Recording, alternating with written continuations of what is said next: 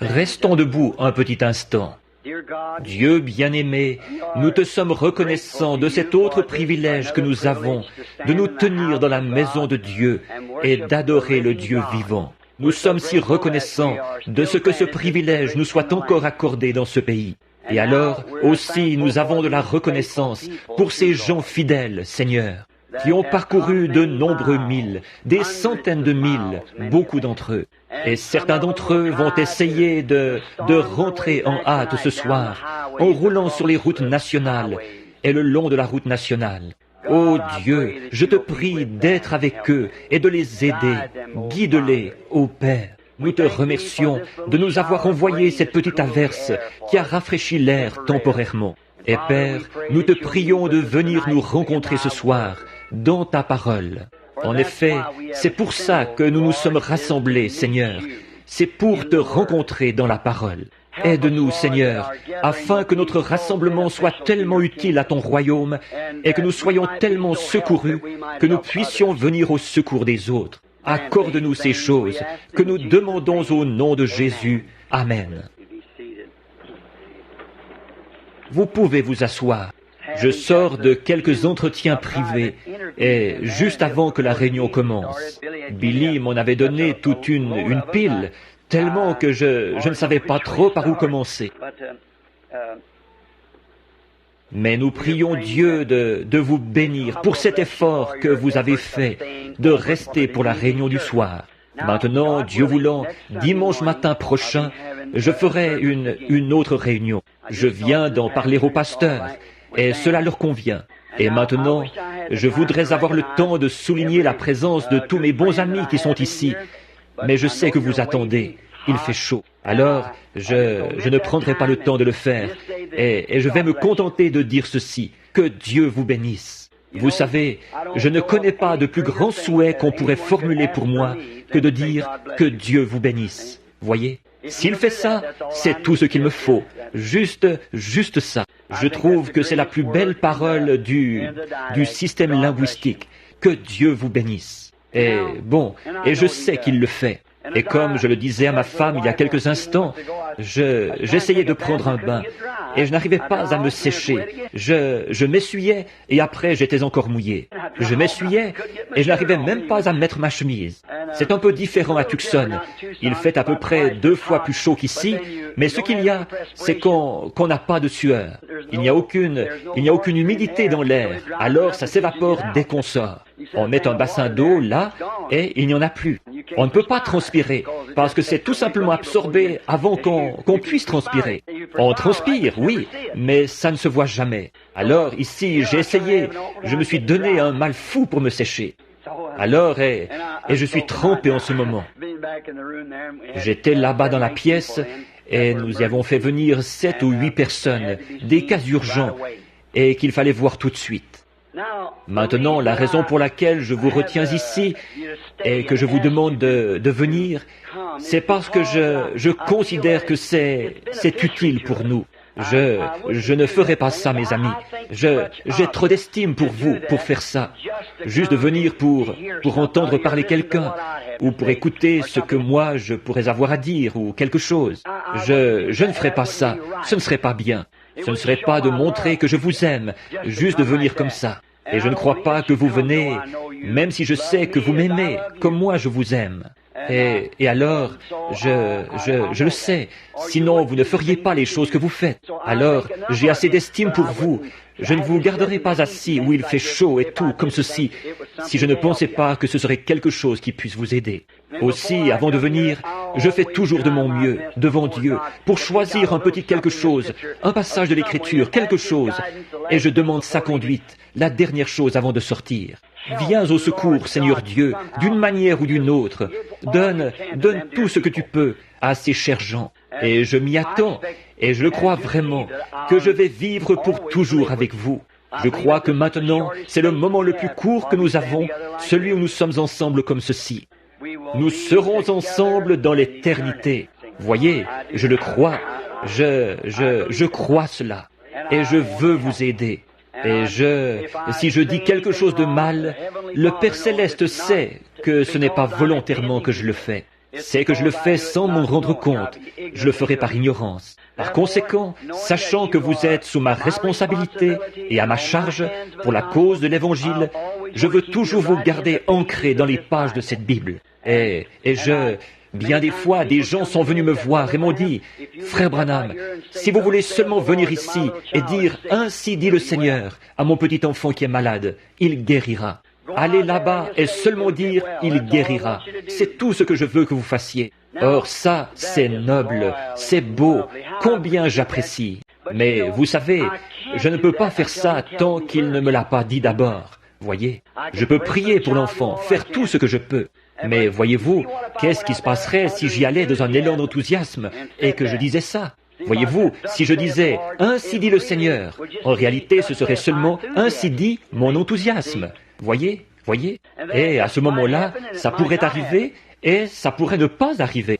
Mais ensuite, qu'est-ce qui se passerait si cette même personne était sous l'effet de mon enthousiasme et que la chose n'arrive pas? Alors, il se pourrait que cette personne se retrouve dans une circonstance où c'est parfois une question de vie ou de mort. Alors, où serait leur confiance? Ils auraient peur que j'ai encore un élan d'enthousiasme, voyez? Donc, quand je le dis, je veux être tout à fait convaincu que c'est exact, parler en connaissance de cause.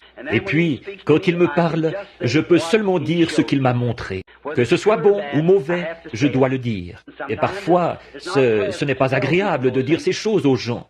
Mais pourtant, il est autant de mon devoir de dire aux gens les choses mauvaises qui vont leur arriver qu'il est de mon devoir de leur dire les bonnes choses qui vont leur arriver. Après tout, nous voulons la volonté du Seigneur. Parfois, la volonté du Seigneur va à l'encontre de nos désirs. Mais quand même, si nous voulons la volonté du Seigneur, c'est tout aussi précieux de savoir que le malheur nous arrivera si c'est la volonté du Seigneur. Que ce soit le bien ou le malheur, c'est la volonté du Seigneur que nous voulons voir s'accomplir. Et je sais que c'est comme ça que nous voyons la chose. Bon, je sais que les frères ici, d'habitude, ils prêchent un message de 30 minutes, 20 à 30 minutes le dimanche soir. Et je ne sais pas si je peux arriver à faire ça ou pas. Alors je vais simplement faire de mon mieux. Maintenant, je pense qu'il y aura un service de baptême tout de suite après. On m'a dit qu'ils ont baptisé un grand nombre de personnes ce matin. Il se fait des baptêmes continuellement ici, tout le temps. Des prédicateurs, des méthodistes, des baptistes, des presbytériens, des gens de l'Église de Dieu, des luthériens et quoi encore, qui viennent se faire baptiser au nom du Seigneur Jésus-Christ. Et devant Dieu, quand je devrais comparaître au tribunal du jugement, j'aurai à répondre de cela. Et si j'étais aussi convaincu dans ma pensée du bien fondé de tout dans ma vie, autant que je le suis de cela, je serais prêt pour l'enlèvement à l'instant. Car je sais que c'est la vérité de l'Évangile. Voyez, c'est la vérité.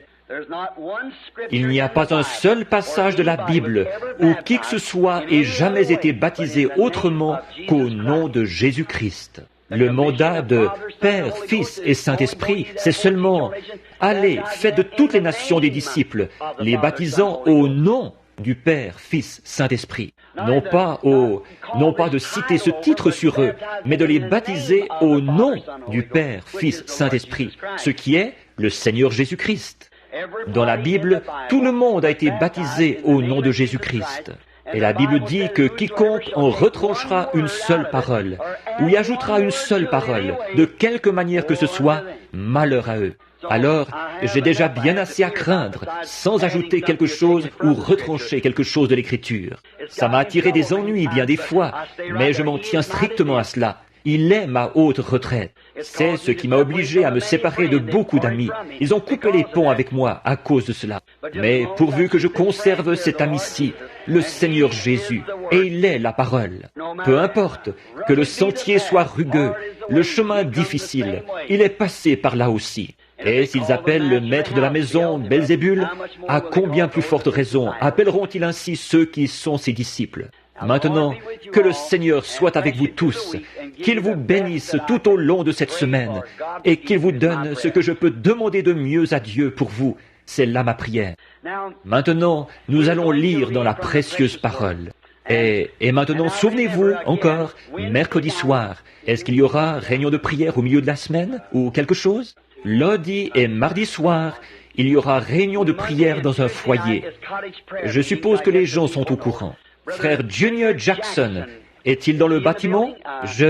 Frère Jackson, il est ici, frère Jackson. Bien, il y a un autre frère Jackson ici, Et frère Don Raddle, est-il dans le bâtiment ce soir? Frère Don, juste ici. Et beaucoup d'autres frères. Je vois les frères ici de l'Arkansas et de la Louisiane et de différents endroits, un peu partout dans le pays. Et il y a des frères âgés qui sont ici ce soir aussi. Il y a frère Thomas Kidd, assis ici sur la droite, qui aura 84 ans dans quelques jours. Il y a à peu près 3 ou 4 ans, on l'avait opéré de la prostate et il se mourait du cancer. Le médecin l'avait tout simplement condamné. J'ai failli donner le coup de grâce à ma vieille voiture pour venir jusqu'à lui, là-bas dans l'Ohio.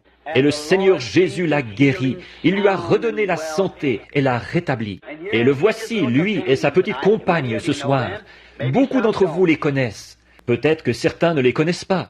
Mais voici un homme et une femme qui prêchaient l'Évangile avant que je sois né. Pensez-y, et moi, je suis un vieil homme, voyez? Alors, je les regarde, et de voir qu'ils sont encore actifs, je reprends courage. Tous, nous connaissons frère Bill Dow, assis ici, au coin. Et, oh, combien nous sommes reconnaissants de toutes les grandes bénédictions de Dieu. Puisse-t-elle continuer à être avec nous jusqu'à ce que cette dernière trompette sonne. Et vous savez, nous serons tous ensemble enlevés à la rencontre du Seigneur dans les airs. Pensez-y, des gens disparus. On ne vous voit plus, mais vous vous rassemblez avec le reste du groupe. Les vivants, qui seront restés pour la venue du Seigneur, ne devanceront pas, ou ne feront pas obstacle, c'est ça le mot, à ceux qui se sont endormis, pas qui sont morts. Non, les chrétiens ne meurent pas. Ils prennent seulement un peu de repos, voyez-vous, c'est tout. Oh là là. Et la trompette de Dieu sonnera, et les morts en Christ ressusciteront premièrement. Ils apparaîtront à un grand nombre de personnes. Et tout à coup, vous êtes simplement là à regarder. Eh bien, voilà un frère. Alors vous savez que ça ne va pas tarder. Quelques minutes, et nous serons changés en un instant, en un clin d'œil.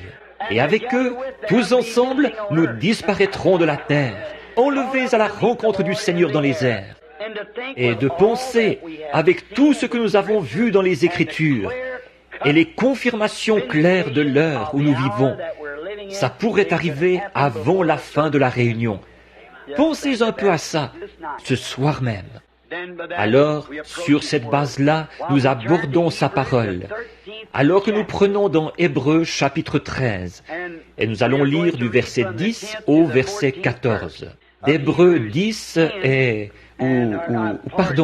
Hébreux 13, 10 à 14. Maintenant, comme je l'ai déjà dit, quand nous promettons fidélité à la patrie devant notre drapeau, ce qui est très bien, nous nous levons toujours pendant que nous promettons fidélité à la patrie. Et tous les autres événements importants, nous nous levons par respect où nous faisons un salut et tout pour notre pays. Et quand ils jouent The Star Spangled Banner, nous nous tenons au garde à vous. Aussi nous qui sommes des soldats chrétiens, tenons-nous au garde à vous pendant que nous lirons la parole de Dieu.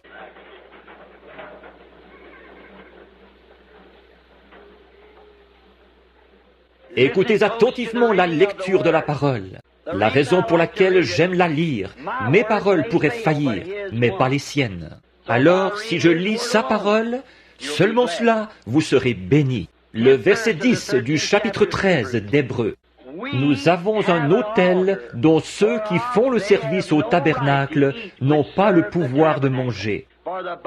Les corps des animaux dont le sang est porté dans le sanctuaire par le souverain sacrificateur pour le péché sont brûlés hors du camp. C'est pour cela que Jésus aussi, afin de sanctifier le peuple par son propre sang, a souffert hors de la porte. Sortons donc pour aller à lui, hors du camp, en portant son opprobre. Car nous n'avons point ici-bas de cité permanente, mais nous cherchons celle qui est à venir. Seigneur Dieu, toi qui es le responsable de cette parole, et qui est responsable de t'en être occupé tout au long des âges, pour voir à ce qu'elle parvienne jusqu'à nous sans mélange. C'est la pure parole de Dieu, vierge.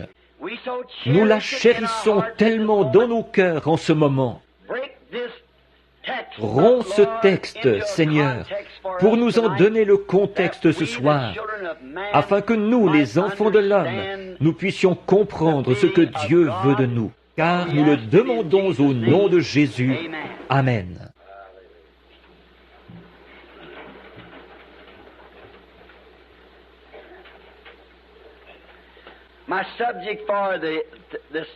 Mon sujet de ce soir, c'est sortir du camp. C'est quelque chose comme petit sujet, un peu bizarre.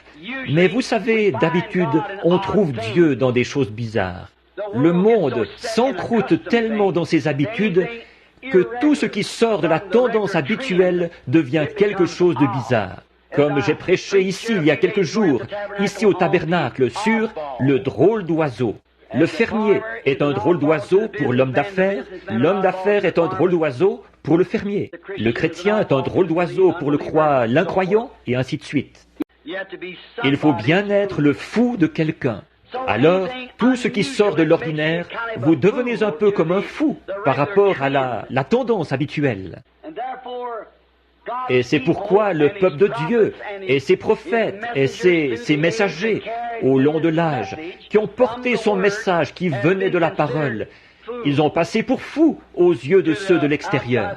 Noé était un fou aux yeux de ce monde très intellectuel auquel il prêchait.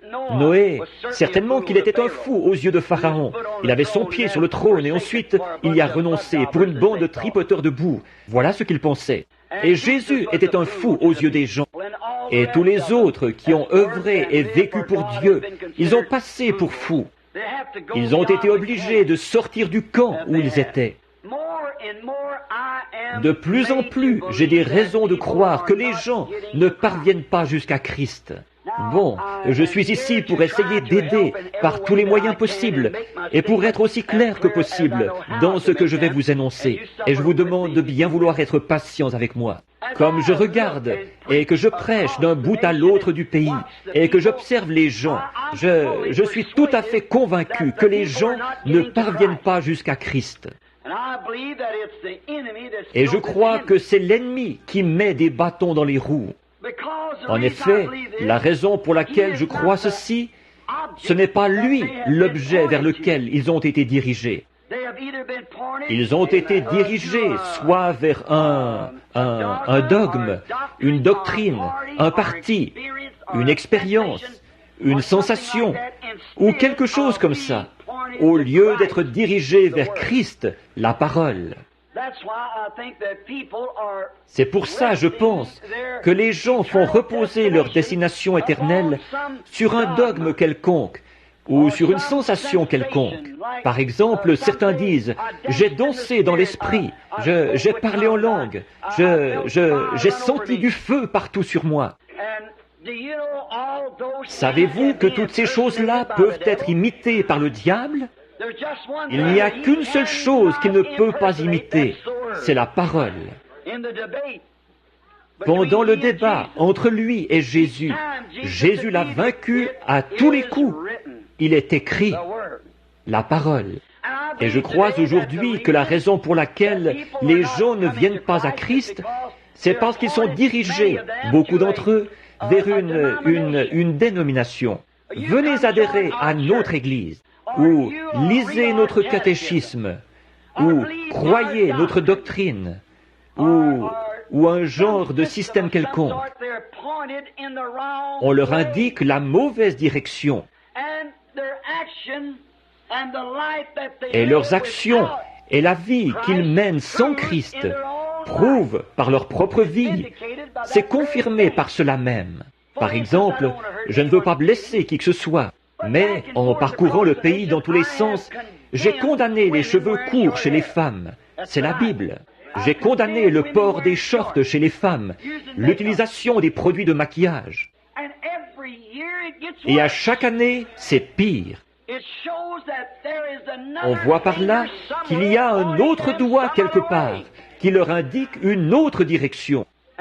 Elles ne parviennent pas jusqu'à Christ. Elles disent, nous faisons partie d'une église. Notre église ne... Ce que votre église croit, ça n'y change rien. Dieu a dit, c'est mal. Et si elles parvenaient vraiment jusqu'à Christ, elles arrêteraient de faire ça. Et ce n'est pas tout, mais l'homme prendrait position s'il parvenait jusqu'à Christ, et il s'opposerait à ces choses. Les maris ne permettraient pas à leurs femmes d'agir comme ça. Un vrai homme ne veut pas que sa femme agisse comme ça. Un jeune homme de la ville, ici, l'autre jour, a failli tuer 2 garçons. Ils étaient à un certain poste d'essence. Les gens de Jeffersonville, vous avez vu ça dans le journal. Voilà cette jeune fille qui se présente à un poste d'essence, avec presque rien sur le dos du tout.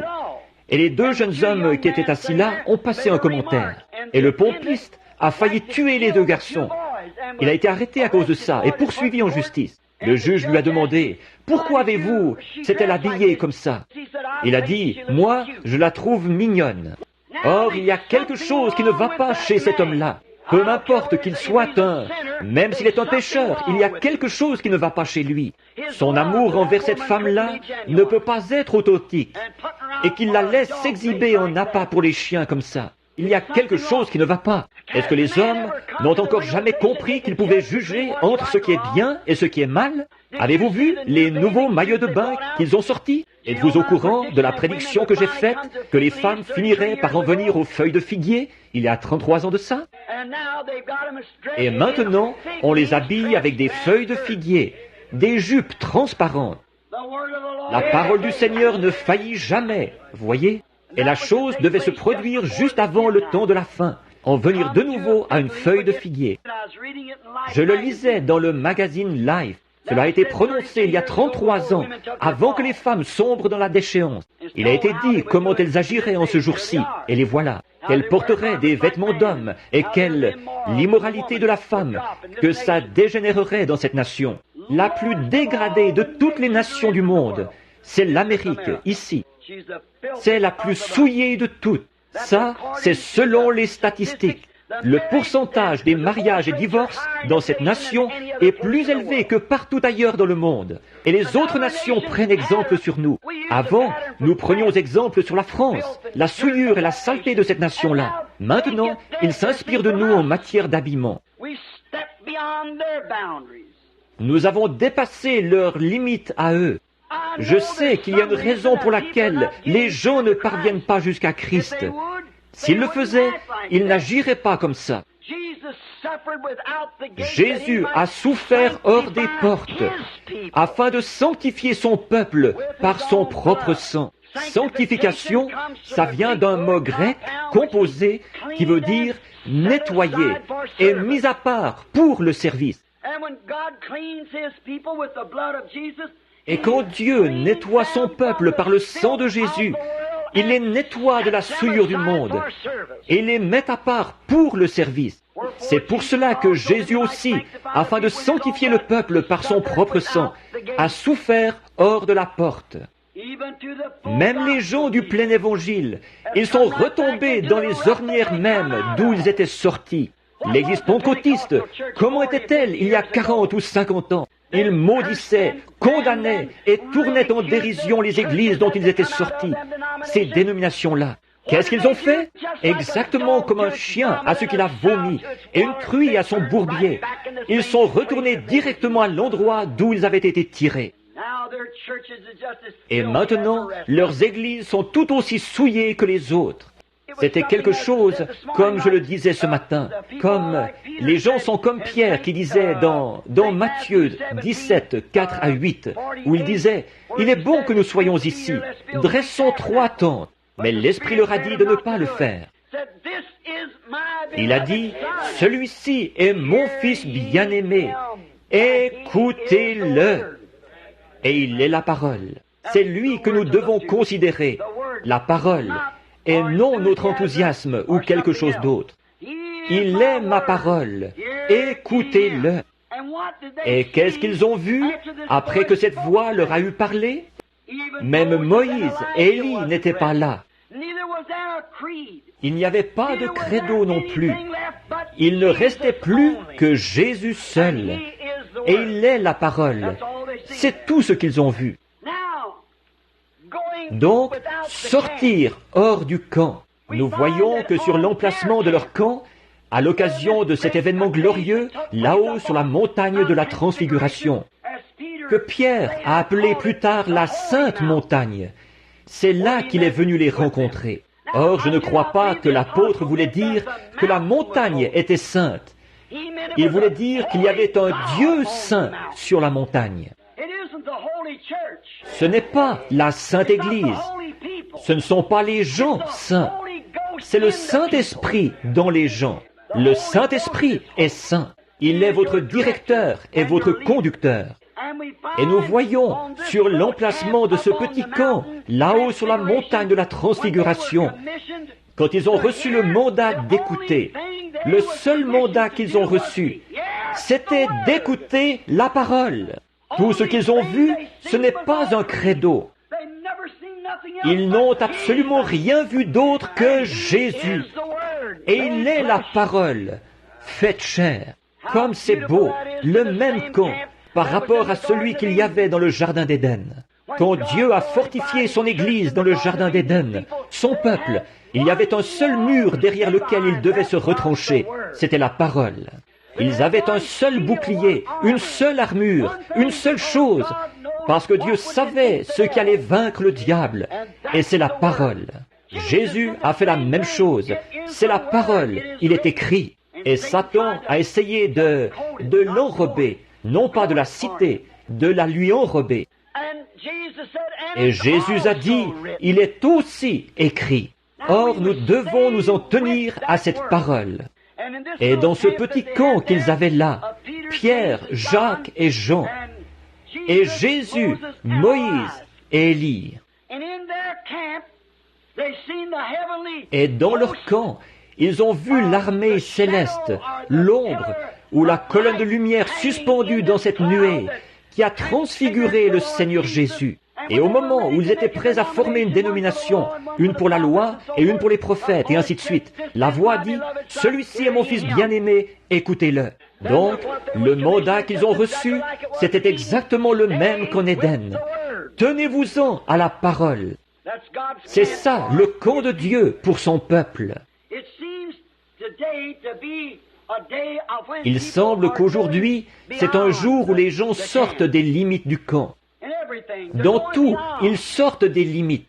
Vous savez, il y a quelque temps, on m'a dit que maintenant ils ont un avion en réaction qui peut... C'est ce qui fait ce vacarme qu'on entend dans les environs, ce qui fait trembler les fenêtres.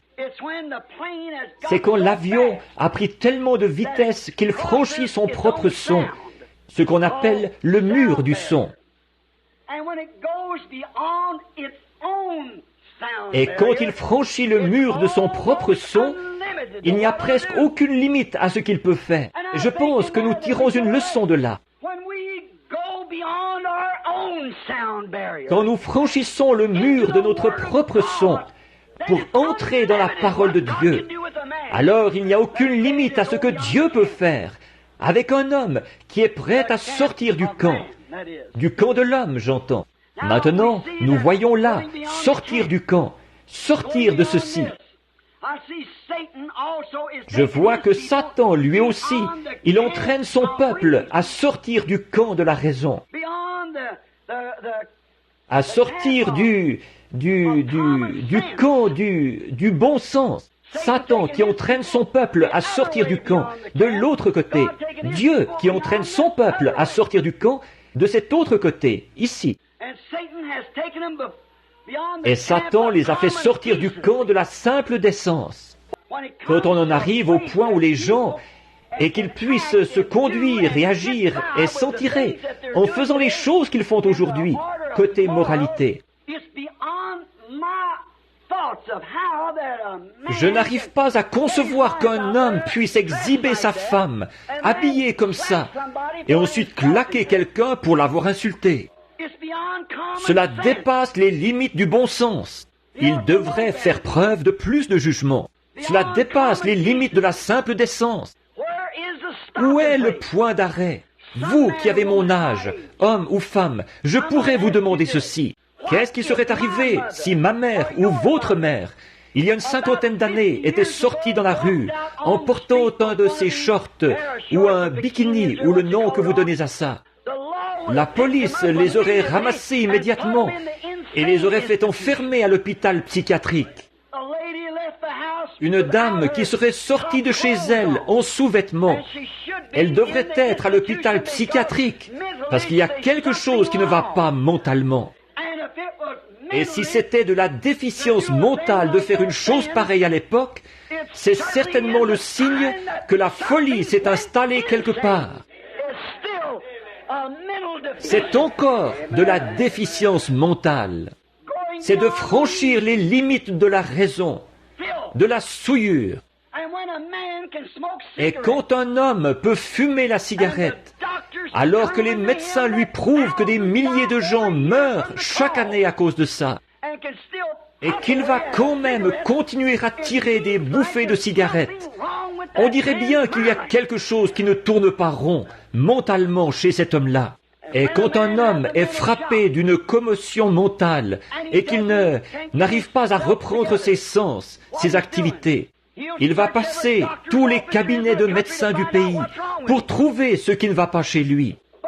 Mais par contre, il restera au bar ou dans sa voiture et il boira jusqu'à ce qu'il soit complètement fou. Il dépensera son argent pour s'enfoncer là-dedans. Et s'il se retrouvait dans cet état-là, sans l'intoxication de l'alcool, alors il dépenserait tous les sous qu'il peut trouver dans le cabinet du médecin à essayer de trouver ce qui ne va pas chez lui. Ça ne tient pas debout. Si un faucon volait au-dessus de la ville et que je prenais ma carabine, que j'allais dans ma cour de derrière et que je tirais sur ce faucon, 10 minutes plus tard, je serais en prison. On me ferait arrêter pour conduite déréglée, d'avoir manié une arme à feu en ville, d'avoir mis en danger la vie des gens avec une carabine, en tirant en l'air sur ce faucon. Je pourrais tuer quelqu'un, c'est ce qu'ils diraient. Il faut le faire enfermer. Et ensuite, ils vont vendre assez d'alcool à un homme pour qu'il s'enivre, et ils vont l'installer dans une voiture où il pourrait tuer une famille tout entière. Et quand il se fait prendre, il écope d'une amende de $5. Un meurtre avec préméditation. Qu'est-ce qu'il a, ce monde? Il y a quelque chose qui cloche quelque part. Alors, sortir du camp, des limites de la décence, des limites de la raison. Si vous remarquez, nos politiciens d'aujourd'hui ne disent pas un mot sur le sujet de la lecture de la Bible à l'école. Ils ont peur. Ils ne savent pas dans quelle direction le vent souffle. Ils ne savent pas s'ils y perdraient au vote ou pas. Nous avons besoin d'un autre Abraham Lincoln. Nous avons besoin d'un autre John Quincy Adams. Nous avons besoin de quelqu'un qui va prendre position sans se préoccuper de la direction du vent et exprimer franchement ses convictions. Aujourd'hui, un prédicateur dénominationnel, vous aurez beau lui montrer dans la parole la vérité, il ne sait pas quoi faire. Il a peur de perdre son gagne-pain. Nous avons besoin d'hommes et de femmes aujourd'hui qui soient forts dans l'Évangile.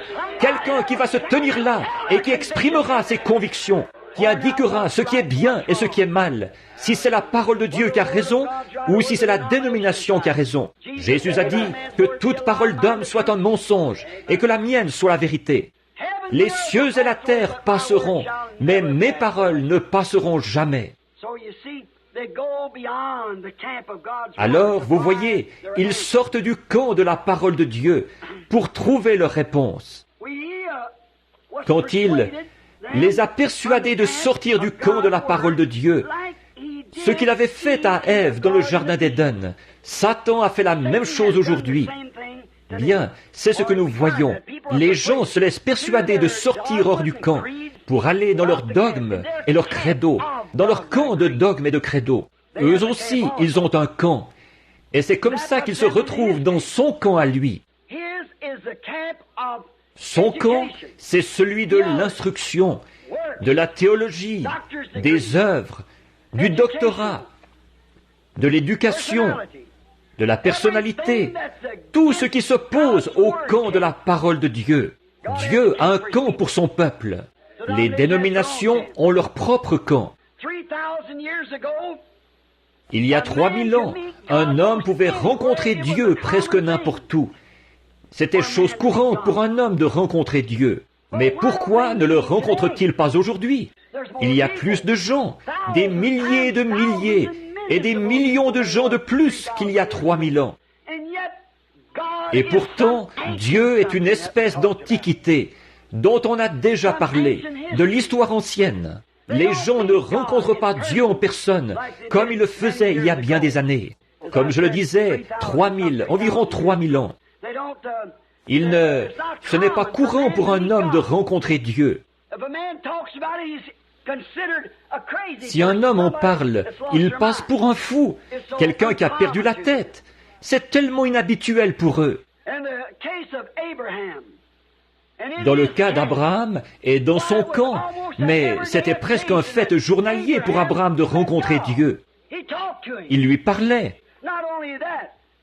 Non seulement cela, mais quand ils sont allés à Guérar faire un séjour là-bas, nous voyons que là-bas, Dieu était dans le camp avec Abimelech, un Philistin. C'était chose très courante. Ils vivaient dans le camp de sa présence. Aujourd'hui, ils vivent dans leur propre camp et ils n'ont aucun rapport avec le camp de Dieu. Ils ne veulent avoir aucun rapport avec lui parce que pour le monde, c'est du fanatisme. Pour eux, c'est du fanatisme. Mais souvenez-vous, quand Dieu a établi le premier camp pour les gens, il les a fortifiés par sa parole. C'est toujours ce qu'il fait. Mais aujourd'hui, dans leur camp, ce n'est pas ce qu'ils font. C'est pour cette raison qu'on n'entend pas beaucoup parler de Dieu. Or, je crois que le camp, Moïse par exemple, la façon dont il a rencontré Moïse dans le désert. Moïse avait un camp là-bas, où il faisait paître les brebis de son beau-père, Jéthro, derrière le désert. Et un jour, ce vieux berger de 80 ans, il a vu une lumière, une colonne de feu dans un buisson qui brûlait.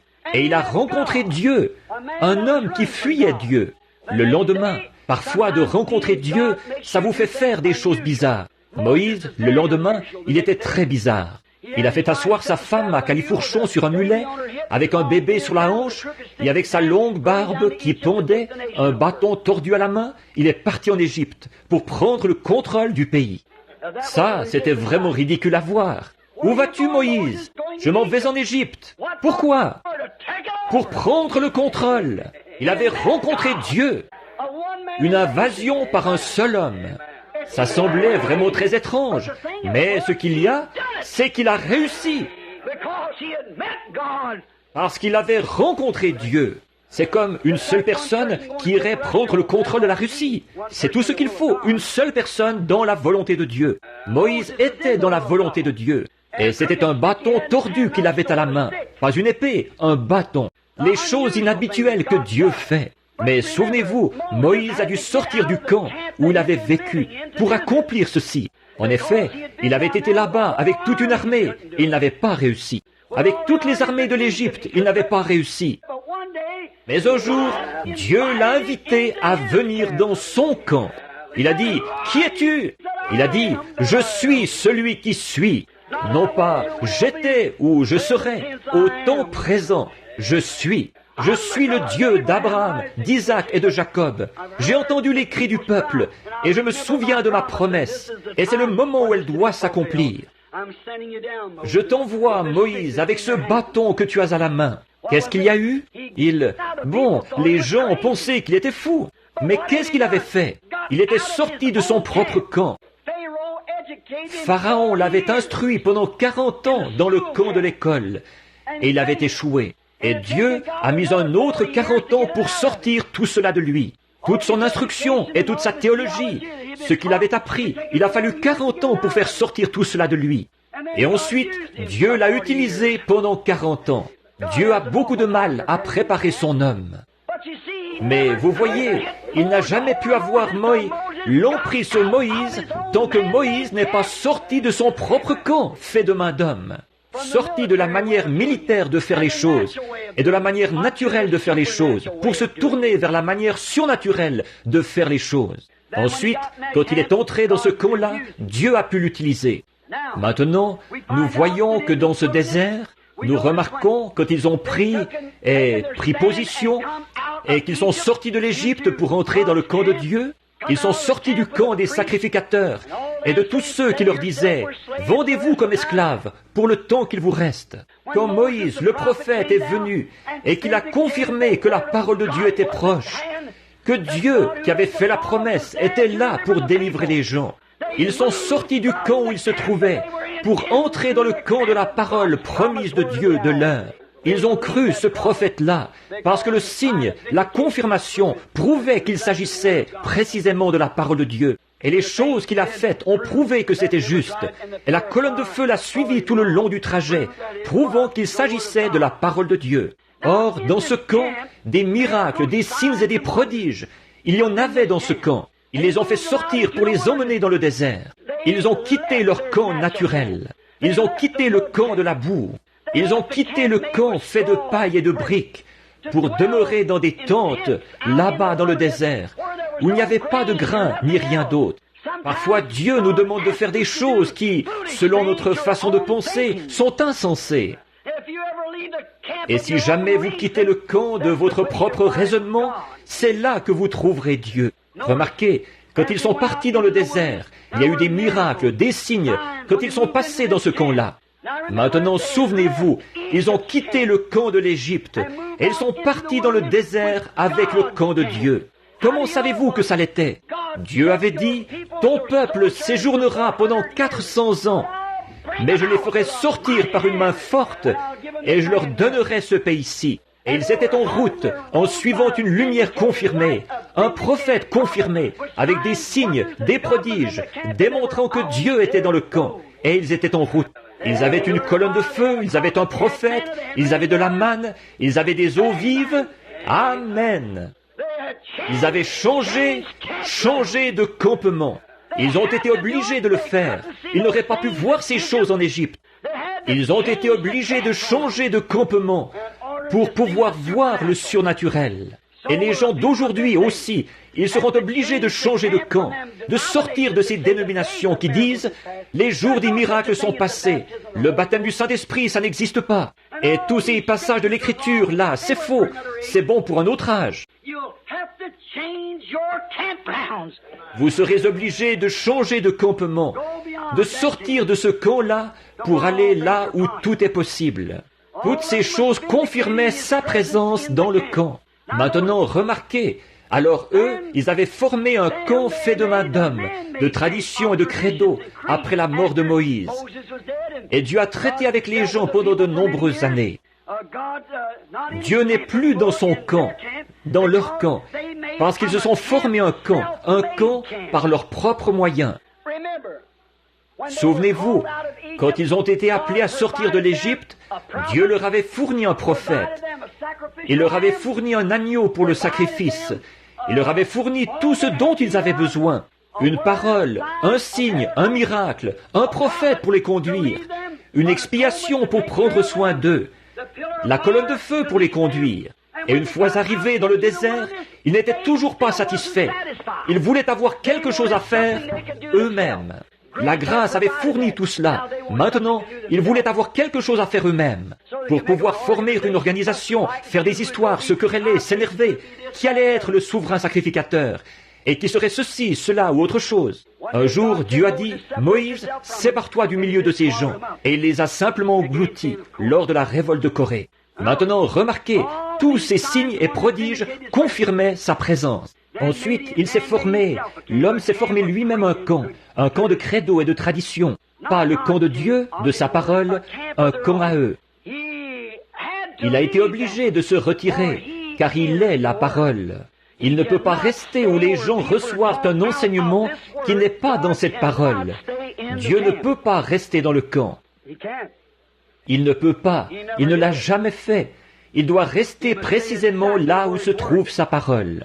Ensuite, quand il a été obligé de quitter ce camp-là, de tout ce groupe de gens qu'il avait fait sortir de l'Égypte, il est demeuré uniquement avec ses prophètes, à qui sa parole est venue. La parole est venue aux prophètes pour confirmer l'heure. Il demeurait avec les prophètes et il révélait aux prophètes. Comme il prononçait la malédiction sur les gens et prononçait la malédiction sur la chose. Et Dieu leur enseignait ses commandements et comment il fallait vivre. Et les gens s'y opposaient toujours, et ils persécutaient le prophète, et ils finissaient par le lapider ou le scier en morceaux pour s'en débarrasser. Jésus a dit, « Lequel des prophètes vos pères n'ont-ils pas assassiné? Lequel d'entre eux, le juste qui leur avait été envoyé? » Et il a dit, « Vous ferez les œuvres de votre Père. » Il ne parlait pas à des communistes, il parlait à des sacrificateurs, des gens des dénominations, des pharisiens et des sadducéens.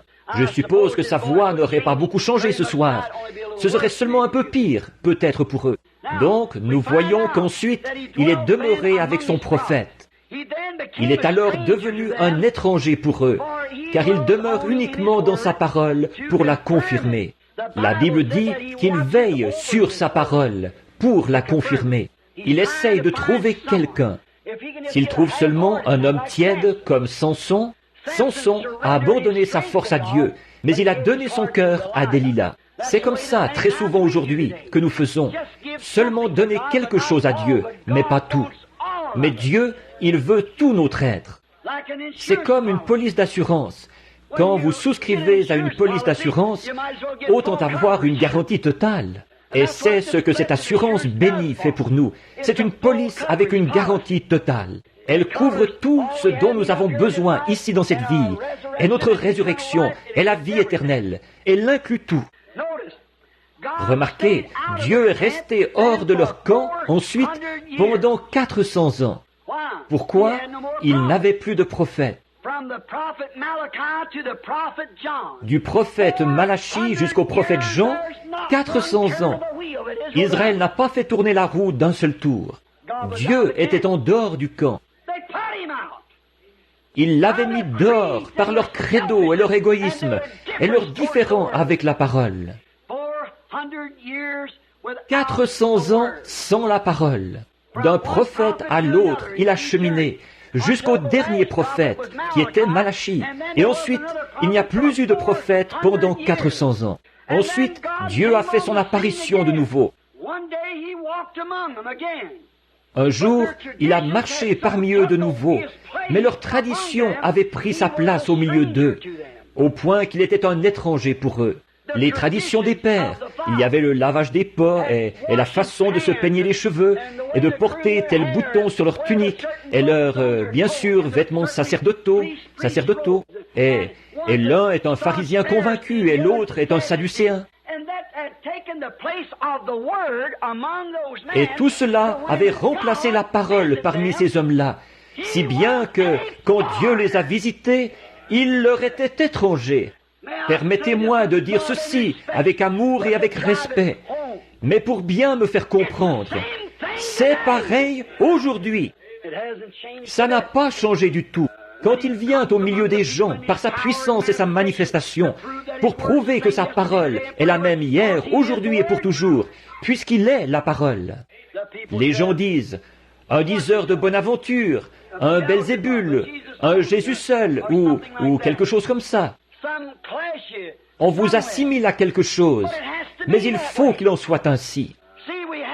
Voyez-vous, nous n'avons pas eu de prophète depuis maintenant presque 2000 ans. Ceux des nations n'en ont pas eu, vous savez.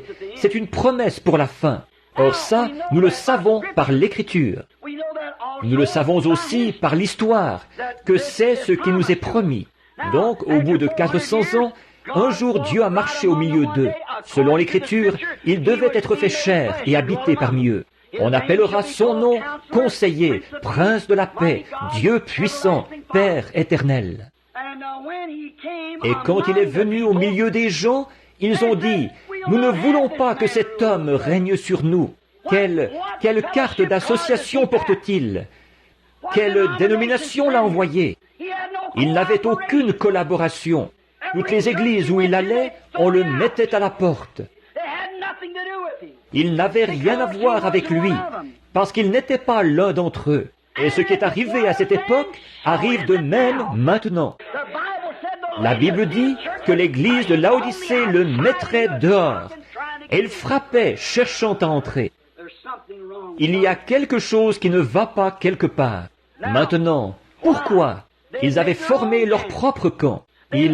S'ils avaient connu la parole, ils auraient su qui il était. Jésus a dit, si vous sondez les Écritures, parce que vous pensez avoir en elles la vie éternelle, ce sont elles qui vous déclarent qui je suis. C'est ce que dit l'Écriture. Alors, elles rendent témoignage de moi.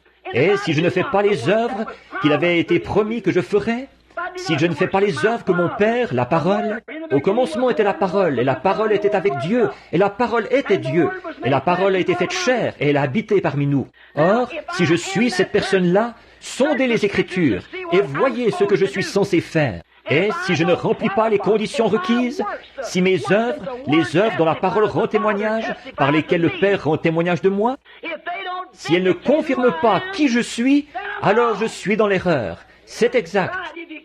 Si vous ne pouvez pas me croire, croyez la parole, il a dit, les œuvres que la parole produit. Voyez-vous, il était un étranger parmi eux. Ils ne l'ont pas reconnu. Nous n'aurons rien à voir avec ce personnage. Il n'est qu'un curieux personnage qui est né là-bas, quelque part dans une étable. Il croyait que sa mère avait eu ce bébé avant qu'il naisse, ou avant qu'il avait eu ce bébé, qu'il était un enfant illégitime plutôt. Et puis, qu'avant que le bébé naisse, elle était allée se marier avec Joseph. Il avait fait ça rien que pour lui éviter d'être noirci, sa réputation. Et il est devenu une espèce de curieux personnage, parce qu'il était un enfant illégitime. Et c'est pour ça qu'il était comme ça. Et quand il est arrivé, qu'est-ce qu'il a fait? Il a démoli leur credo, renversé leur table, les a chassés du lieu à coups de fouet. Et il a dit, il est écrit. Amen. Avec ça, ils auraient dû savoir qui il était. Il est écrit. Eh bien, il ne voulait avoir aucun rapport avec un personnage comme celui-là. Mais tout au fond de leur cœur, ils savaient qui il était, car Nicodème l'a déclaré ouvertement. Rabbi, nous les pharisiens, nous savons que tu es un docteur venu de Dieu, car personne ne peut faire les choses que tu fais si Dieu n'est avec lui. Alors, pourquoi ne le confessait-il pas? C'est parce que leur camp avait établi sa frontière, ce qui lui fermait l'accès au camp, ce qui empêchait quiconque de sortir pour aller vers lui. Ils avaient leur propre camp. Il est venu de nuit, quand la porte, en fait, était fermée. Mais il a vu que c'était possible pour lui de le rencontrer quand même. Oui, c'est pareil maintenant. Il est devenu un inconnu, un étranger. Ils n'y comprennent rien. Pourquoi y aurait-il ceci et pourquoi y aurait-il cela? Alors que la parole elle-même rend témoignage que ceci, c'est exactement ce qui est censé être fait en ce jour. Nous en avons parlé, et maintes fois, mais c'est la vérité. Pour eux, dans leur camp, il était un fanatique, un violateur de leur tradition, un trouble-fête dans leurs églises. En fait, rien qu'un diseur de bonne aventure, un spirit, ce qu'on appelle Belzébul. Voilà ce qu'il était. Et je crois que s'il venait au milieu de nous aujourd'hui, il serait la même chose pour nous. En effet, nous avons une tradition, nous avons une dénomination, nous n'arrivons même pas à nous entendre entre nous. Pourquoi? Il n'y a qu'un lieu où les hommes arrivent à s'entendre, c'est sous le sang versé. Et le sang a été versé comme germe de vie pour féconder cette semence, la parole. Sans cela, nos barrières dénominationnelles vont toujours tenir les gens éloignés. Mais il serait un étranger aujourd'hui. On dirait la même chose de lui. On agirait envers lui. On l'expulserait du camp. Et saviez-vous, la même Bible qui dit qu'il serait abandonné des hommes, hommes de douleur, habitués à la souffrance, et qu'ils ont rejeté. Et nous l'avons considéré comme frappé et humilié par Dieu. L'Écriture même qui déclarait cela, qui s'était crié dans son chant, « Mon Dieu, pourquoi m'as-tu abandonné ?» Tous mes os, ils me regardent, ils ont percé mes mains et mes pieds. Pendant qu'ils chantaient cet hymne dans l'église, leur sacrifice, le Dieu qu'ils croyaient servir, ils étaient en train de le crucifier. Il en est de même aujourd'hui, le Dieu même. Regardez ce que le prophète a dit, Amos, quand il est arrivé à Samarie. Il a plissé ses petits yeux quand il est monté là et qu'il a vu cette ville remplie de péchés, des femmes couchées dans la rue avec des hommes, une Amérique contemporaine. Quand il l'a parcouru du regard, il a plissé les yeux. Il n'avait personne pour le parrainer. Il n'avait pas de carte d'association. C'est Dieu qui l'avait envoyé. Les gens allaient-ils écouter son message? Non, ils n'allaient pas l'écouter. Mais il a prophétisé et il a dit, « Le Dieu même que vous prétendez servir vous détruira. » Et je dis au nom de Jésus-Christ, le Dieu même que cette nation, qui prétend être une nation religieuse, le Dieu même qu'ils prétendent servir, les détruira dans leur iniquité. Il exterminera toutes les dénominations de la face de la terre, ceux qu'ils prétendent servir. Donc remarquez, il les a réprimandés et ils l'ont expulsé de leur camp. Jésus a souffert hors du camp. Ils l'ont expulsé du camp, à l'extérieur, bien au-delà des limites de leur camp. Nous voyons que la Bible dit qu'en ce dernier jour, dans cet âge de Laodicée, il ferait la même chose. On les expulserait du camp. Maintenant, observez ce qu'il dit de faire, maintenant pour conclure.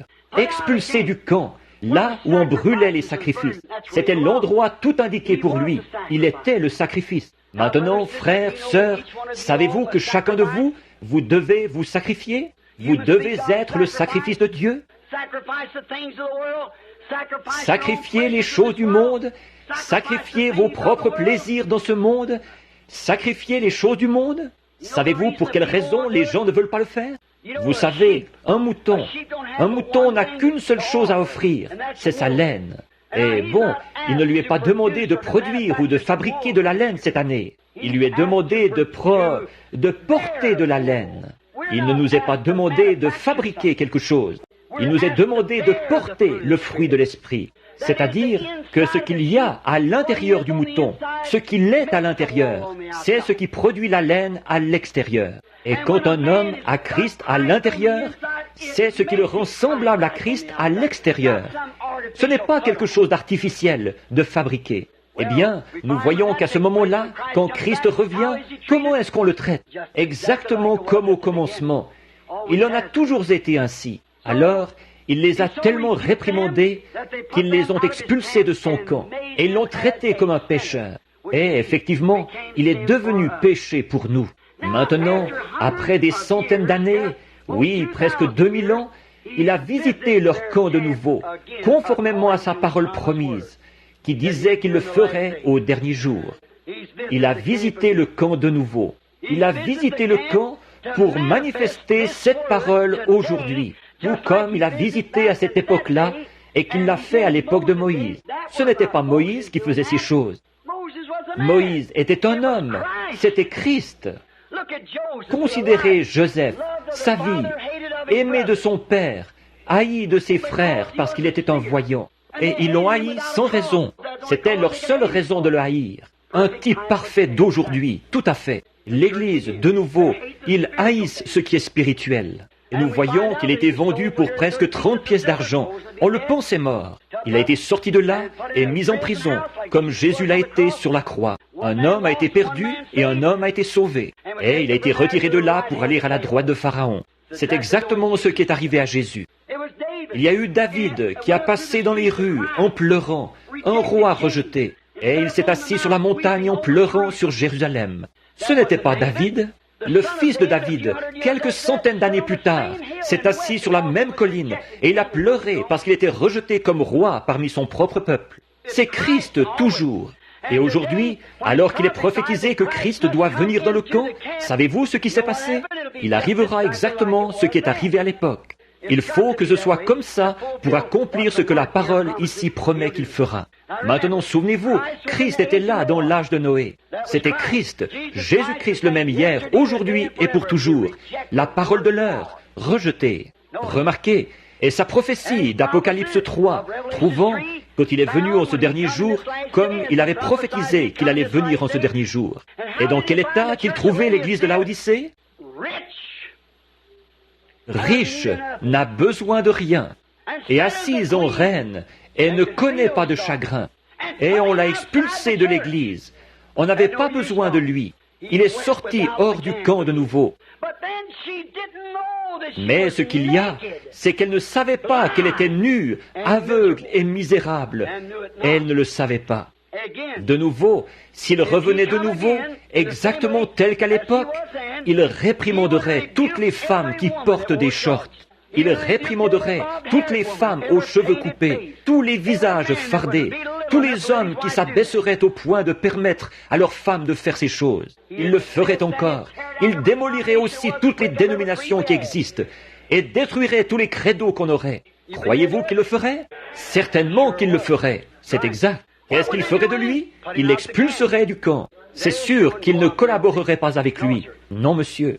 Maintenant, nous le retrouvons en ce jour-ci, comme la Bible a dit qu'il le serait, expulsé du camp. En effet, il demeure toujours le même, la parole, le même hier, aujourd'hui et pour toujours.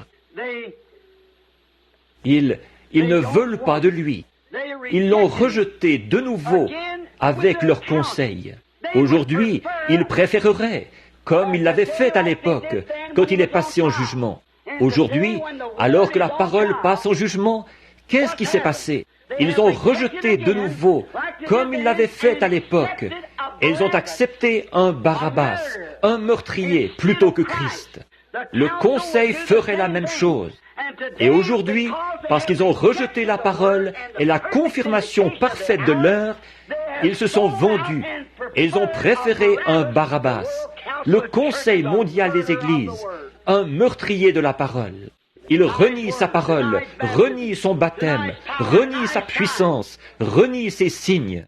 Et encore une fois, par un credo ou une tradition, de porter son col tourné vers l'arrière et tout.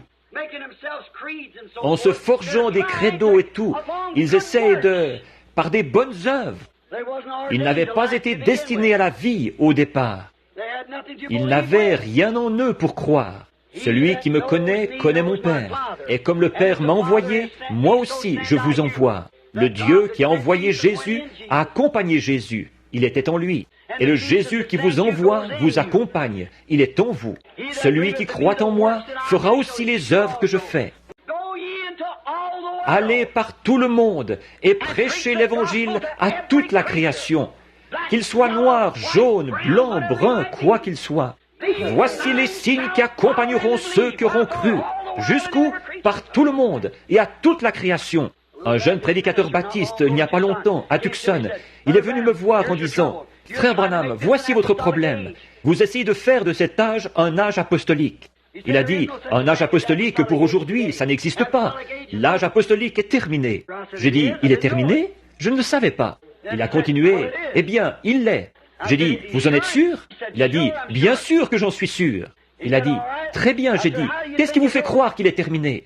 Il a dit « C'était pour les apôtres. » J'ai dit « Le jour de la Pentecôte, Pierre a dit, croyez-vous sa parole ?»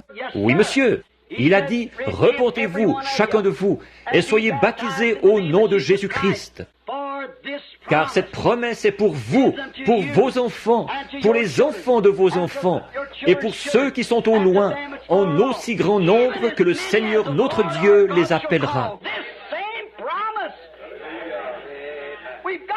Cette même promesse, nous devons revenir à elle. Le docteur Simon-Pierre a rédigé une ordonnance.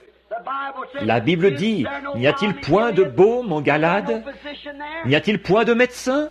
Eh bien, vous savez, si vous prenez l'ordonnance d'un médecin, quand il découvre une maladie dans votre corps et qu'il rédige cette ordonnance, vous faites mieux de la faire exécuter, de trouver un vrai pharmacien qui va l'exécuter telle qu'elle est rédigée. En effet, il doit mettre telle quantité de poison et telle quantité d'antidote, la quantité que votre système peut supporter.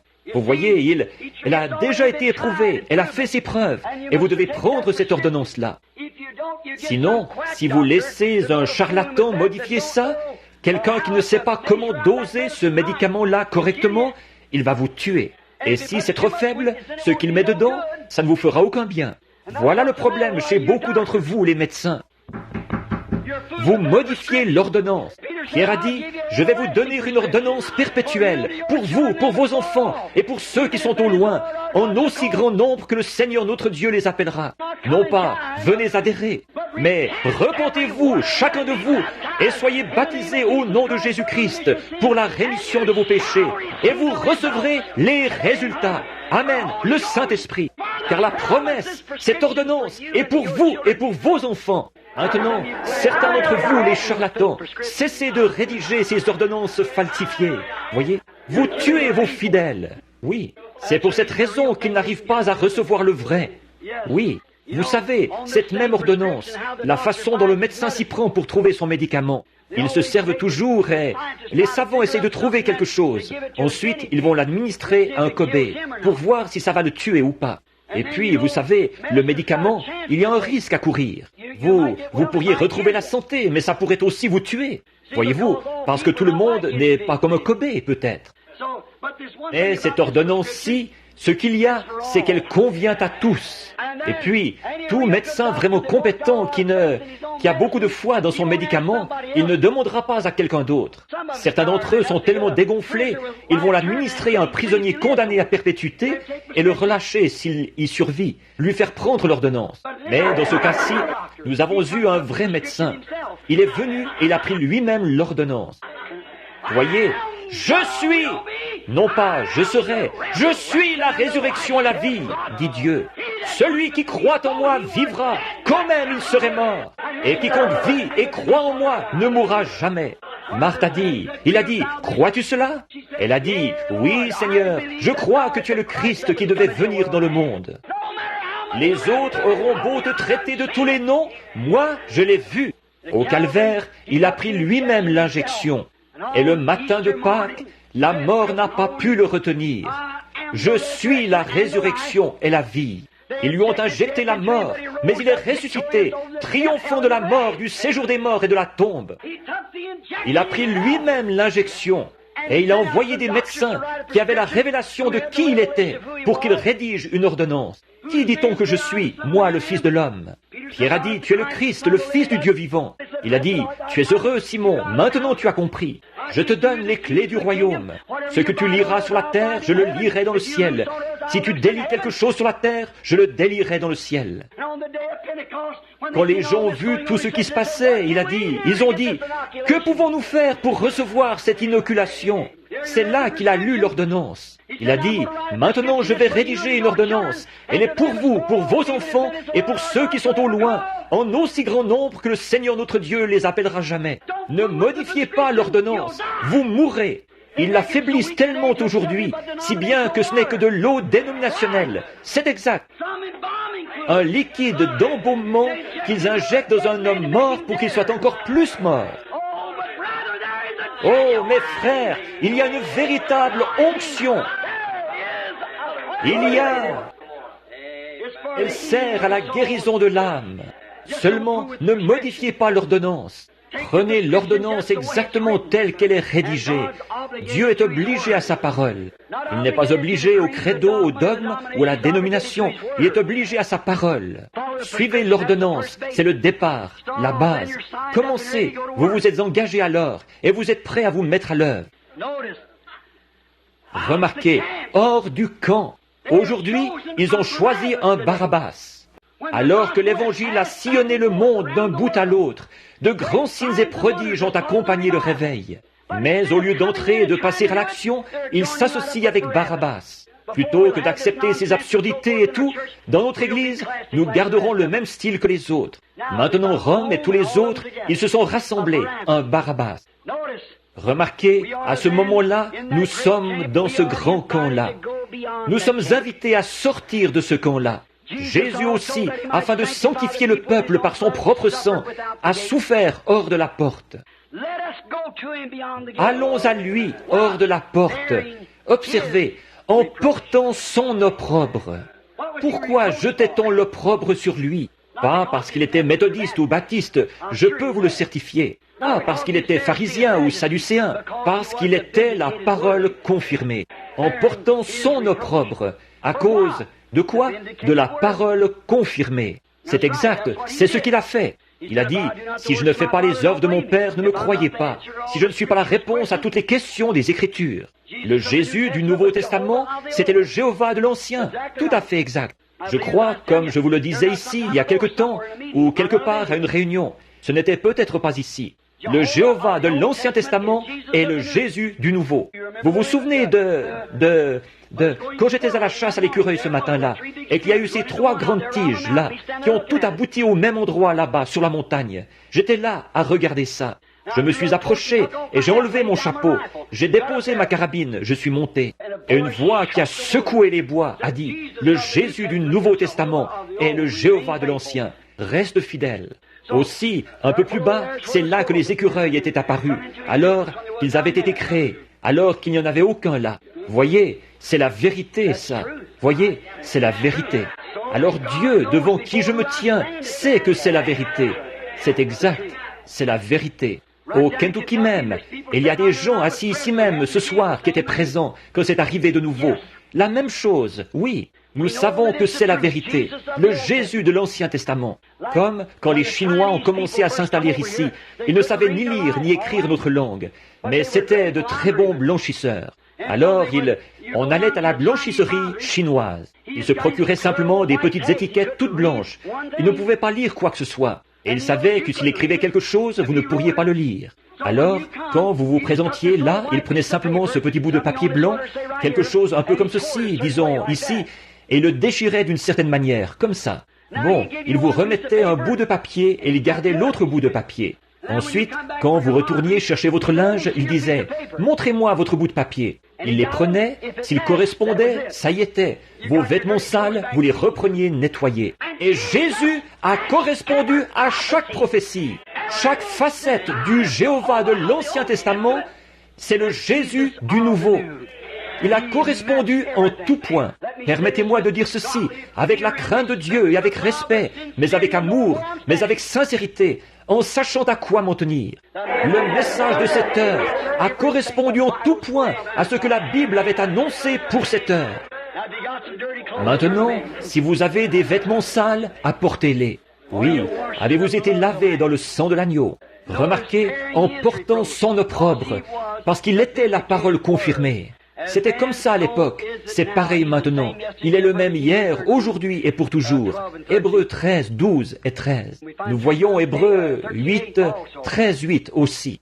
En portant sa honte de l'Évangile, en portant son nom, il a dit « Je suis venu au nom de mon Père ». Le nom du Père, qu'est-ce que c'est? Il est venu au nom de son Père. Il a dit « Je suis venu au nom de mon Père et vous ne m'avez pas reçu ». Eh bien, le nom du Père, qu'est-ce que c'est? Vous devriez le savoir, je pense. Voyez? En portant l'opprobre de la parole. Elle était toujours emportée hors de leur camp. Ils la mettaient à la porte. On rira et on se moquera de vous. Et aujourd'hui, quand j'ai commencé à parcourir le pays, je ne parle pas de moi, je vous en prie, n'allez pas penser que c'est quelque chose de personnel. Mais mon temps est écoulé, et j'ai une dizaine de pages ici.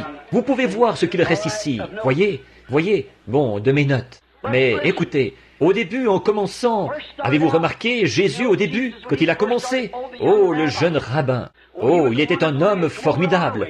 Venez chez nous, venez nous prêcher. Mais un jour, il s'est assis devant eux et il a dit, « Si vous ne mangez la chair du Fils de l'homme, et si vous ne buvez son sang, vous n'avez point la vie en vous-même. » Qu'est-ce que vous pensez que les docteurs et les intellectuels de la foule se sont dit?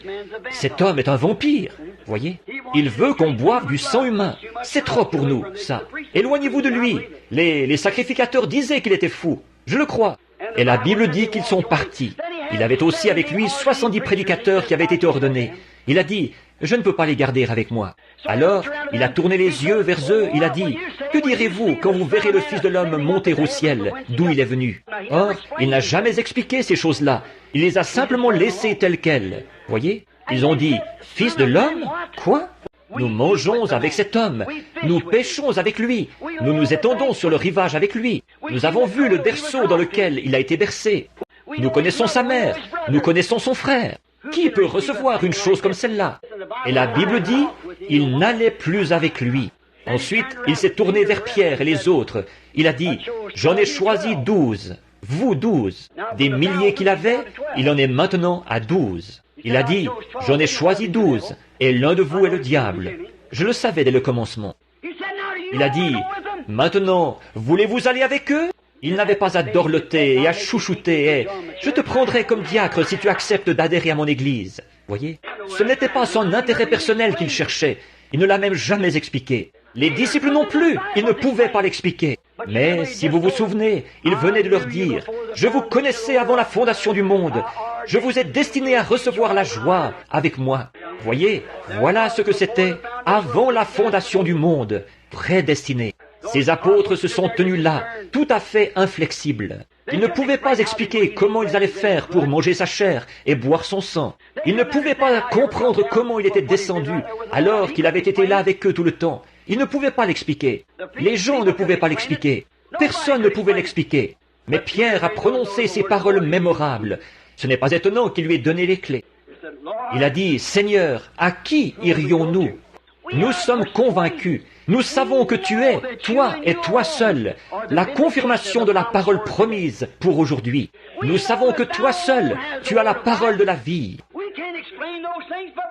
Nous ne pouvons pas expliquer ces choses, mais nous les croyons quand même. » La petite Marthe a dit, « Mon frère est mort. Il est étendu dans la tombe. Il se décompose. Il sent. Seigneur, si tu avais été ici, mon frère ne serait pas mort.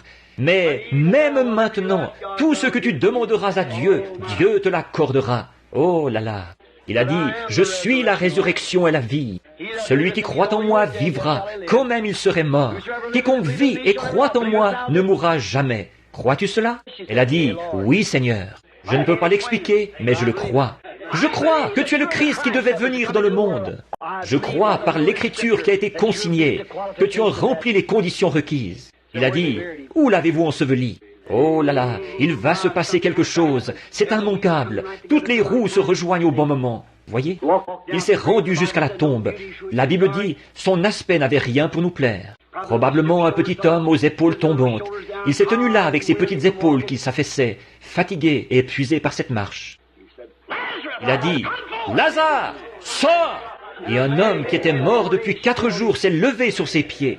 Une femme de la science chrétienne, excusez-moi si je vous blesse, ce n'est pas volontaire. Une femme de la science chrétienne qui venait à cette église ici est venue me voir dehors un jour. Elle a dit, « Monsieur Branham, elle a dit, j'aime votre façon de prêcher, mais il y a une chose sur quoi vous mettez trop l'accent. » J'ai dit, « Quoi ?» Elle a dit, « Vous faites trop de cas de Jésus. » J'ai dit, « J'espère que c'est tout ce que lui, il a à me reprocher. » Voyez. Elle a dit, « Vous le rendez divin. » Voyez-vous, eux, ils ne croient pas qu'il était divin. Ils croient qu'il n'était qu'un homme comme les autres, un bon enseignant, un philosophe. Elle a dit, « Vous le rendez divin. » Et il n'était pas divin.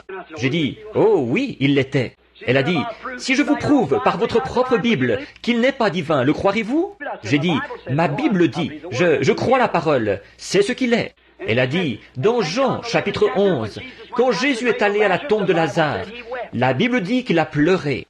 J'ai dit, quel rapport? Elle a dit, eh bien, ça montre qu'il n'était pas divin. J'ai dit, c'est que vous ne voyez pas qui était cet homme. Il était à la fois Dieu et homme. En tant qu'homme, il a pleuré, quand il a pleuré à cause de leur chagrin. Mais quand il s'est redressé et qu'il a dit, Lazare, sors!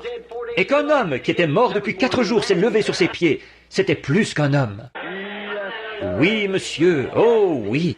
Comme je l'exprime souvent, quand il est descendu de la montagne ce soir-là, il avait faim, il était un homme. Le lendemain matin, il avait faim, il était un homme. Mais quand il a pris 2 petits pains et 5 poissons, et qu'il a nourri 5000 personnes, qu'on a rempli 7 paniers, c'était plus qu'un homme. Oui, monsieur. Il était un homme sur la croix quand il s'est écrié « Mon Dieu, m'as-tu abandonné ?» Quand il s'est écrié « Donnez-moi à boire » et qu'ils lui ont donné du vinaigre avec du fiel, il était un homme, il pleurait. Mais le matin de Pâques, quand il a rompu tous les sceaux de la mort, du séjour des morts et de la tombe, et qu'il est ressuscité, il était plus qu'un homme. Il était un homme ce soir-là, quand il était couché à l'arrière du petit bateau, qu'il était là avec ses disciples, et que 10 000 démons de la mer avaient juré de le noyer. Oui. Là, dans une espèce de petit bateau, comme un bouchon de liège, là, comme ça, il était tellement fatigué que ça ne l'a même pas réveillé. Il était un homme quand il dormait. Et quand il a posé le pied sur le bastingage du bateau, qu'il a levé les yeux et qu'il a dit « Silence, tais-toi » et que les vents et les vagues lui ont obéi, c'était plus qu'un homme, c'était Dieu. Ce n'est pas étonnant que le poète ait dit « Par sa vie, il m'a aimé, par sa mort, il m'a sauvé, par son ensevelissement, il a emporté mes péchés au loin, par sa résurrection, il a justifié gratuitement pour toujours.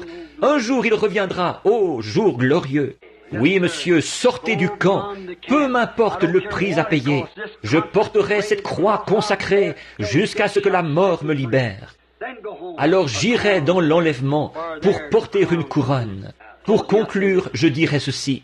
Il y a quelque temps, je lisais une histoire au sujet d'un juge. C'était un homme juste, un brave homme, il était aimé. Et il y avait un groupe de gens dans la ville qui croyaient qu'ils pourraient se permettre n'importe quoi. Alors, ils étaient dans l'abondance. Alors, ils ont ouvert une maison malfamée, tenu un débit de boissons, des boissons, et tout ce qu'il y a dans le genre. C'était illégal. Ils se sont fait prendre par la loi, la police judiciaire, et ils ont été traduits en justice. Et quand tous les gens de la ville, de la petite ville, se sont rassemblés là-bas, ils savaient que cet homme avait fait beaucoup de choses dans la région. Cet homme qui avait tenu cet établissement malfamé. Et le jury a reconnu cet homme coupable, parce qu'il avait été pris sur le fait. Et donc, le juge l'a reconnu coupable et l'a condamné à tant d'années de prison, sans mise en liberté sous caution, sans droit d'appel ni rien. Il y a envoyé, parce que c'est ce qui était écrit dans le droit. À l'extérieur du palais de justice, les gens se sont précipités vers lui en disant « Sais-tu quoi? Toutes les personnes de cette ville vont te haïr. » Ils ont dit « Ils te haïssent d'avoir pris cette décision-là au sujet de cet homme. » C'étaient tous des joueurs eux-mêmes. Ils ont dit « Nous allons tous te haïr. Nous ne t'élirons plus jamais. Jamais plus un seul d'entre nous ne votera pour toi. » Il le huait alors qu'il descendait dans la rue. Il s'est arrêté un petit instant. Il a dit « Laissez-moi dire un mot. » Il a dit « J'ai fait exactement ce que mon devoir me commandait. » Cet homme était coupable, qui qu'il soit. Il fallait que je prononce une sentence contre lui, selon la loi que j'ai juré de faire observer.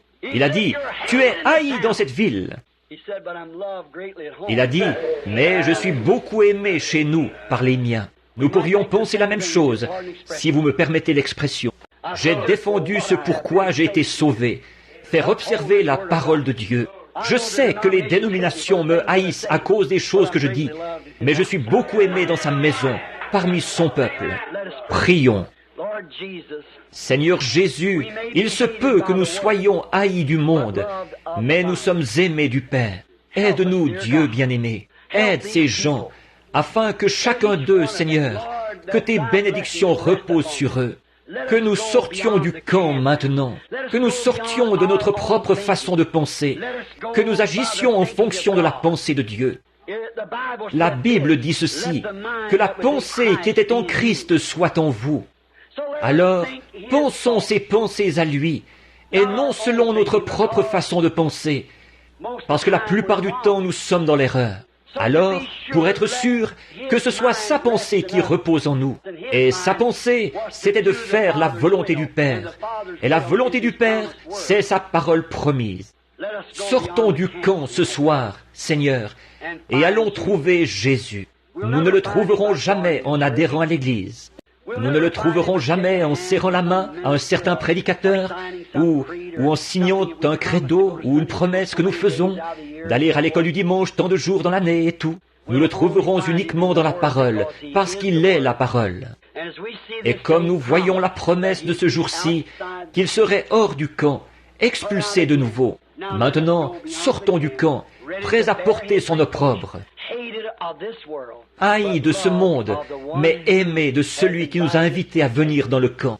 Accorde-le, Seigneur. S'il y en a ici qui ne le connaissent pas et qui ne sont jamais sortis du camp de la filiation à une certaine église, pourtant vous faites profession d'être chrétien, mais quand vous dites « ces choses, je crois qu'elles sont pour une autre époque », cela montre que ce ne peut pas être le Saint-Esprit. Comment un homme qui est rempli du Saint-Esprit pourrait-il jamais se faire baptiser en utilisant le nom de Père, Fils, Saint-Esprit?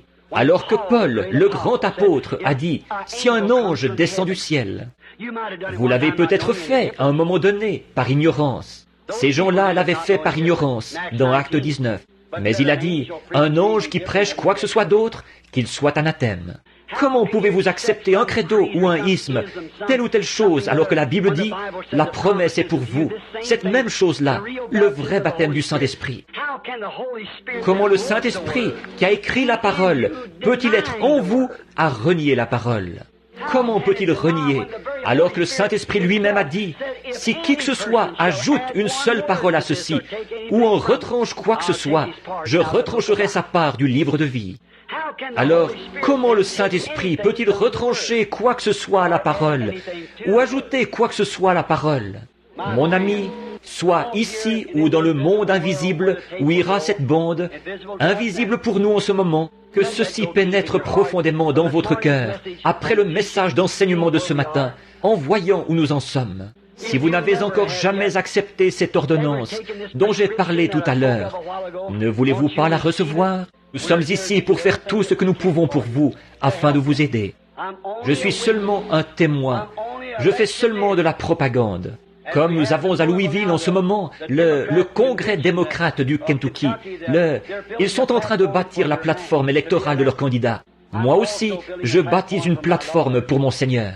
Ne voulez-vous pas le recevoir ce soir, qu'il soit à vous, avec nos têtes inclinées et nos cœurs aussi en ce moment? Voulez-vous simplement lever vos mains et dire à Dieu, « Pas à moi, je ne suis qu'un homme. » Levez vos mains vers Dieu et dire, « Oh Dieu, sois miséricordieux envers moi. Je veux réellement toutes ces choses dont on m'a parlé. Je veux sortir du camp. On dira ce qu'on voudra, ça m'est égal. Que Dieu vous bénisse. Oh, regardez les mains, regardez les mains. Je veux sortir hors du camp. Peu importe le prix qu'il me faudra payer, je prendrai ma croix et je la porterai chaque jour. Je sortirai du camp. Peu importe ce que les gens diront de moi, je veux le suivre hors du camp. Je suis prêt à y aller. Père Céleste, tu as vu ces mains. Peut-être 100 personnes ou plus dans le bâtiment ont levé la main. Seigneur, il y a quelque chose qui est près d'eux en ce moment. Une autre personne, la personne de Christ, celui qui est invisible à l'œil naturel. Et c'est lui qui les a poussés à prendre une décision. Dans leur propre vie, ils savent, quand ils se regardent dans la glace, ils voient qu'il leur manque quelque chose. Et ils veulent que leur vie soit façonnée selon la promesse de Dieu. Et ils ont levé la main avec une sincérité profonde. Aide-les, Seigneur, à venir à la grande porte ce soir de la bergerie. Puissent-ils entrer gentiment et humblement, accorde-le. Ils sont à toi, Seigneur, parle à leur cœur. Ils n'auraient pas pu prendre cette décision-là, ils n'auraient pas pu lever la main, sans qu'il y ait eu quelque chose de surnaturel. Cela montre qu'il y a une vie là, quelque part. En effet, selon la science, la pesanteur nous empêcherait de lever les mains. Mais il y a quelque chose qui les a frappés, leur faisant défier la loi de la pesanteur, et lever la main vers le Créateur qui les a amenés ici. Oui, je veux aller jusqu'au bout. Je veux sortir du camp ce soir.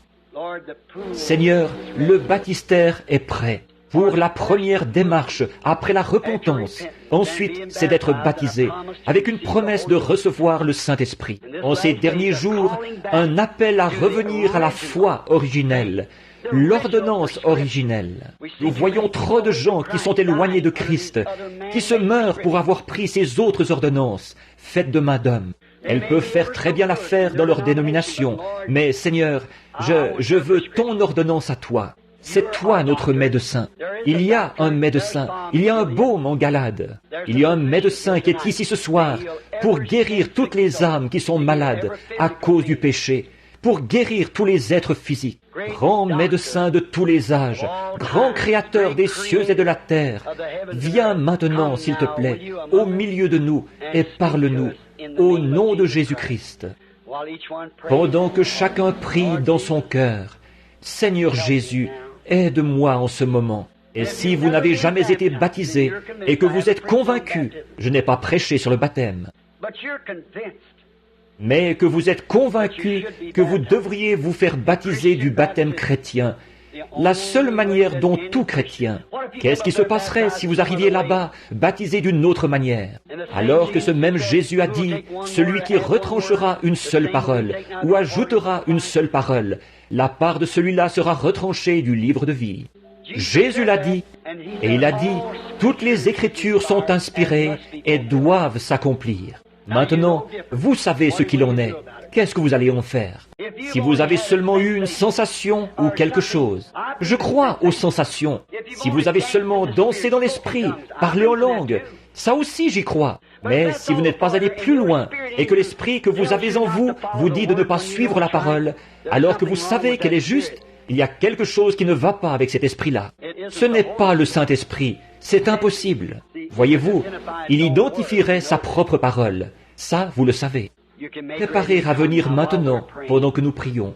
Jésus de Nazareth, approche-toi maintenant et parle à chaque cœur. Je te les confie. Puisse-t-il être, toutes ces mains, ce sont des trophées du message, Seigneur, venant de toi et de ta grande et auguste présence qui est avec nous en ce moment. Et sensible à l'esprit peut détecter que tu es ici. Cette impressionnante atmosphère sacrée. Accorde-le, Seigneur, à l'instant, au nom de Jésus-Christ. Avec nos têtes inclinées, s'il y a des hommes ici qui voudraient se faire baptiser au nom de Jésus-Christ, qui veulent se repentir, qui veulent rechercher le baptême de l'Esprit, il y a une pièce disponible à ma gauche. Pour les femmes, c'est à droite. Il y aura quelqu'un là pour vous donner des directives. Il y a des vêtements de baptême prêts, tout. Maintenant, pendant que nous gardons la tête inclinée en chantant,